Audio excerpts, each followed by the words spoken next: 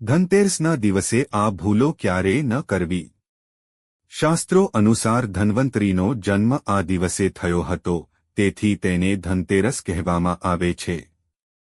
દરેક વ્યક્તિ ઈચ્છે છે કે માં લક્ષ્મી તેના પર તેમની કૃપા કરે। લક્ષ્મી અને કુબેરની પૂજા દરમિયાન ઘણી સાવચેતી રાખવામાં આવે છે। તો ચાલો આપણે જાણીએ કે આ દિવસે કયા નિયમોનું પાલન કરવું જોઈએ। ધનતેરસના દિવસે માં લક્ષ્મી અને કુબેરની પૂજા કરવામાં આવે છે। ધાર્મિક શાસ્ત્રો અનુસાર ધન્વંતરીનો જન્મ આ દિવસે થયો હતો, તેથી તેને ધનતેરસ કહેવામાં આવે છે।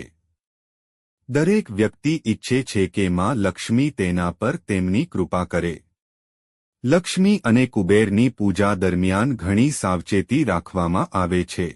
આ દિવસે કયા નિયમોનું પાલન કરવું જોઈએ ચાલો જાણીએ। 1. દિવાળી પહેલા લોકો ઘરને સાફ કરે છે, પરંતુ જો ધનતેરસના દિવસ સુધી ઘરમાં કચરો કે નકામી વસ્તુ હશે તો ઘરમાં સકારાત્મક ઉર્જા નહીં આવે, તેથી ઘરમાં કોઈ જૂની કે નકામી વસ્તુ હોય તો તેને આજે જ ફેંકી દો। 2. ઘરના પ્રવેશદ્વાર અથવા હોલમાં નકામી વસ્તુઓ બિલકુલ રાખશો નહીં। એવું માનવામાં આવે છે કે લક્ષ્મી ઘરના મુખ્ય દ્વારથી ઘરમાં પ્રવેશ કરે છે, તેથી આ સ્થાન હંમેશા શુદ્ધ હોવું જોઈએ। 3. ધનતેરસ પર માત્ર કુબેરની પૂજા કરો છો તો આ ભૂલ ન કરશો। કુબેરની સાથે દેવી લક્ષ્મી અને ભગવાન ધન્વંતરીની પણ પૂજા કરો, નહીં તો તમે આખા વર્ષ દરમિયાન બીમાર રહેશો। 4. આ દિવસે કાચના વાસણો ખરીદવા જોઈએ નહીં। ધનતેરસના દિવસે સોના ચાંદીની કે નવા વાસણોની ખરીદી ખૂબ જ શુભ માનવામાં આવે છે। 5. ધનતેરસના દિવસે ઘરે ઝઘડો કરશો નહીં। જો તમે માં લક્ષ્મીને પ્રસન્ન કરવા માંગતા હો તો ઘરની મહિલાઓને માન આપો।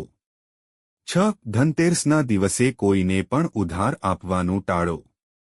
આ દિવસે લક્ષ્મીને તમારા ઘરની બહાર ન નીકળવા દો। 7. આ દિવસે નકલી મૂર્તિઓની પૂજા ન કરો।